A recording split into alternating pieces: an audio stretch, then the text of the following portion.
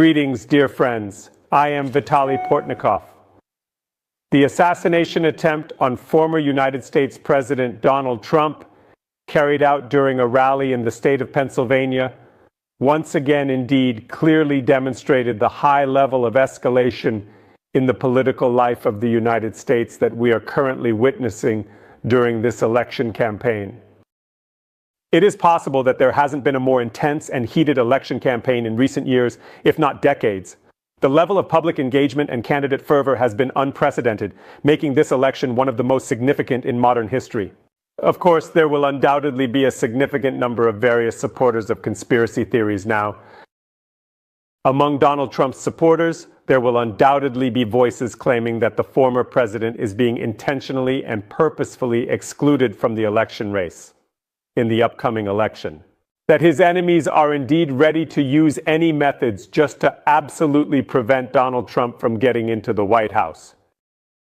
On the other hand, we might hear a statement that this is not a real assassination attempt, but a staged event with the main goal of boosting Donald Trump's election ratings and potentially increasing his visibility in the media and drawing more attention to his political agenda.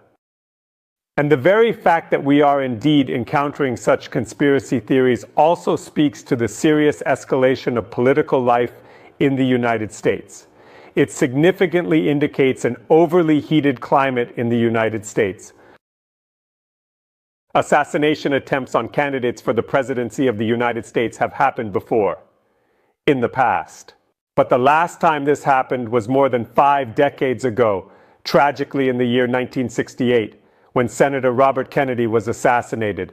Many indeed recall an even older story when former United States President Theodore Roosevelt truly tried to return to the White House and was actually wounded at a campaign rally. Much like Donald Trump. And while Donald Trump left the rally and merely called on his supporters to continue the fight, the wounded Theodore Roosevelt in fact continued his campaign speech. Indeed. Nevertheless, these are indeed stories from the distant past, which also remind us that the history of the United States has truly seen serious periods of escalation and uncertainty. And this is exactly what the current political period is like. That is why any event is, in fact, perceived and felt so acutely, and actually leads not to efforts and attempts to understand reality, but indeed to new and definitely new conspiracy theories from both sides. All this may indeed indicate a significant weakening of the political role and influence that the United States is supposed to play on the world stage, with a notable impact and influence. And this is exactly and precisely, in fact, the most troubling aspect of what is happening. When does violence indeed begin? When the sides in a political struggle do not really truly trust each other? When do you exactly perceive a representative of another political camp not just as an opponent, but truly as an enemy? This, of course, means that the role of the state, which was supposed to be a world leader, is indeed significantly weakening.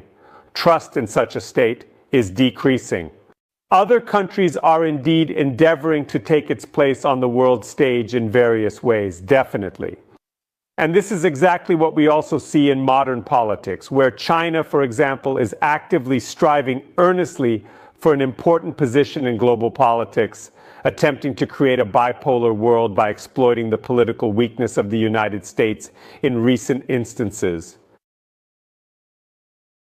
When Russia, which significantly lags behind the United States in economic potential and military strength, uses brute force and coercion to demonstrate its strong desire to return to the world model that existed many decades ago, back when the Soviet Union was still around and influential and held considerable power.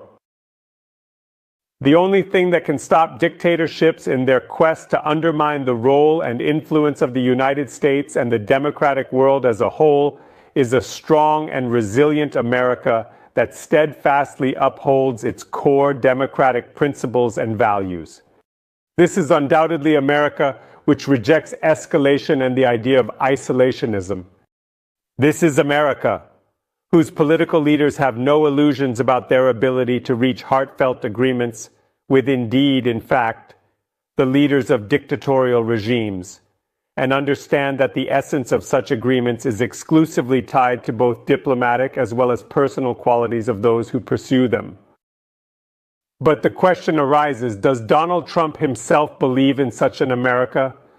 Doesn't he indeed adhere to a completely different approach to international issues and perhaps the role of the United States in the modern world?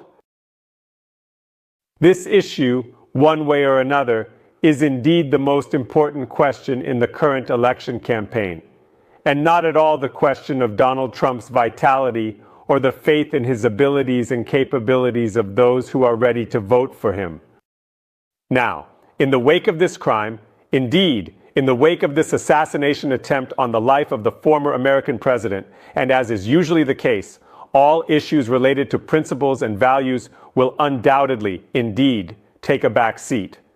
And this is indeed yet another significant danger when the content of the election campaign is replaced by discussions of not just escalation itself, but also discussions of violence itself. The discussion of how realistic the attempts to investigate the assassination attempts on Donald Trump are, which we will face in the coming weeks and months. To my great regret, this very assassination attempt, if it does not indeed change the course of the election campaign itself, undoubtedly once again changes the content of the election campaign, without a doubt. In much the same way as the discussion about the debates between Joseph Biden and Donald Trump essentially and ultimately changed the content of the election campaign. When most of those who talked about these debates were not reflecting on the content of what was said by the two possible candidates for the presidency of the United States, but on the physical condition of Joseph Biden. The most important question today is whether America, a nation with a rich history and diverse population, can return to the real substance of what needs to be discussed when voting for the future leader of the United States during this crucial and highly anticipated election campaign. Indeed, it is the discussion of this content, the discussion of real approaches in politics, and the implications it has on the future and the broader impact it has on society that determines the fate of the United States and the fate of the democratic world as a whole.